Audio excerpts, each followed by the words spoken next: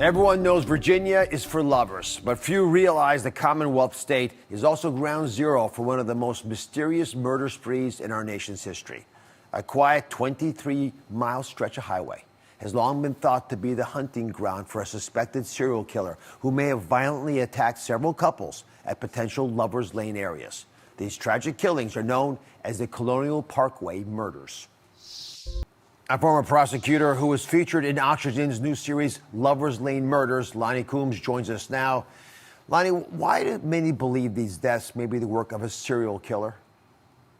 Well, we're talking about double homicides. Double homicides in and of themselves are fairly rare. To kill two people at one time is a difficult thing to do.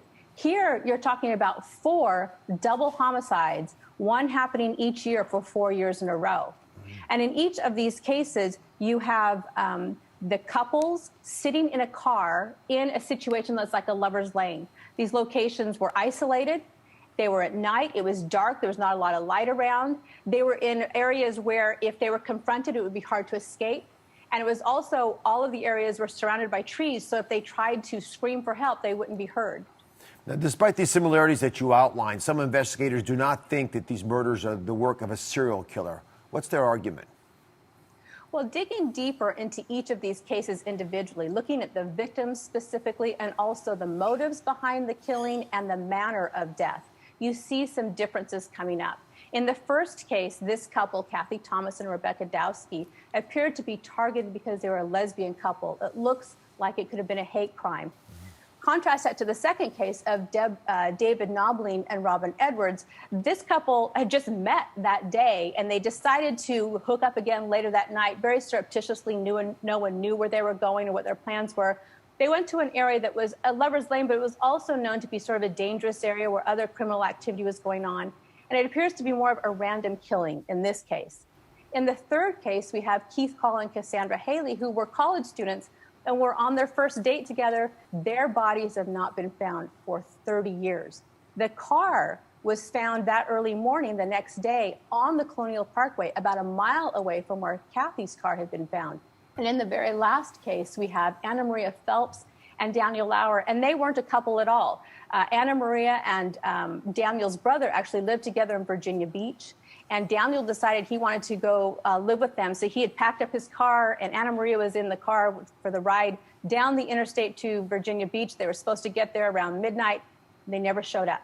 It took 6 weeks for them to find their 2 bodies, and they were treated in a very different way again.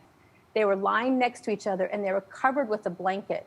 Usually when we see something like this from the killer, it's the killer knows the victims, has a connection with them or a relationship with them. There's some type of remorse or shame or guilt going on.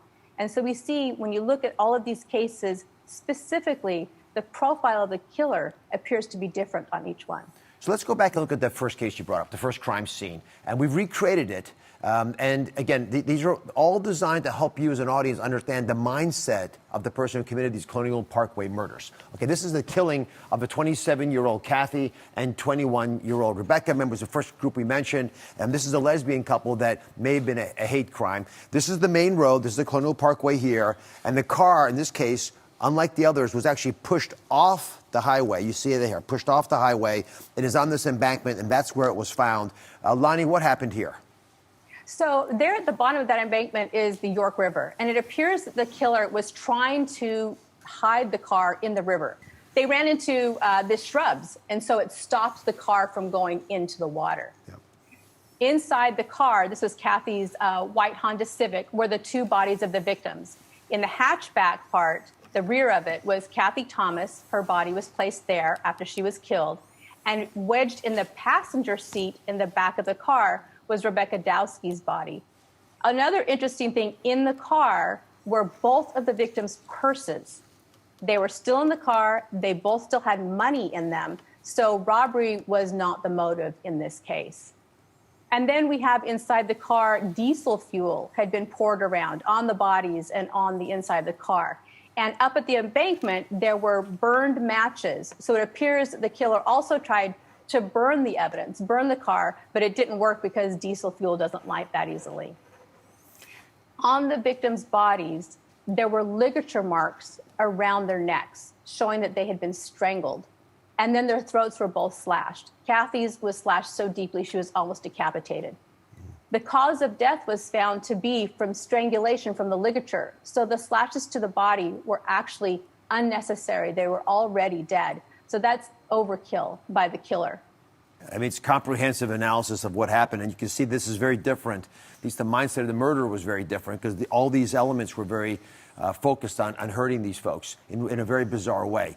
Kathy and Rebecca were only one of up to 4 couples who may have been violently killed along this 23-mile-long parkway. So, Lonnie, you're a prosecutor. You've done a beautiful job, encyclopedic job outlining the subtleties of this case. You personally, how do you feel about the likelihood of these murders being connected to each other? You know, we did a real deep dive into all of these cases specifically, and I wanted to give each individual case its own personal attention.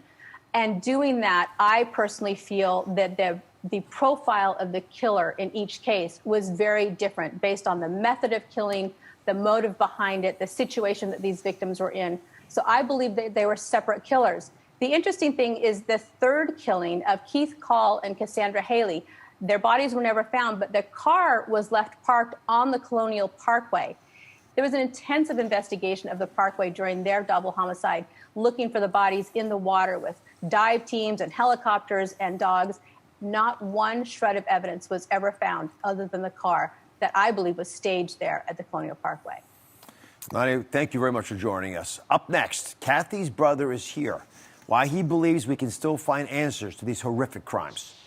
We've been talking about the chilling Colonial Parkway murders where multiple couples brutally lost their lives. This tragic series of killings all remain unsolved. Joining us now is Bill, whose sister was one of the first victims.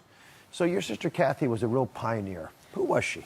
Well, she was. At the risk of sounding like every proud big brother on the planet, Kathy was really an amazing. She was an amazing person, a pioneer. My father, Joseph Thomas, my older brother, Richard Thomas, and our younger sister, Kathy Thomas, are the first father, son, daughter graduates of the United States Naval Academy. Oh, my goodness. So Kathy graduated from Annapolis in the second class with women at a time when women were not made to feel welcome in the United States Navy or at the service academies. Well, I'm very sorry for your loss. Well, thank you. Where were you when you heard the bad news? Well, it was a Sunday afternoon.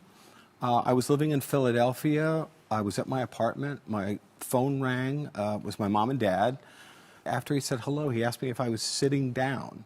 And I remember thinking, why do I need to sit down to talk to my mom and dad? So they began telling me that Kathy and her new girlfriend, Becky, had been murdered in a place I'd never even heard of called the Colonial Parkway. So over the years, Bill has become a vocal advocate for the families of victims thought to have been killed along the Colonial Parkway.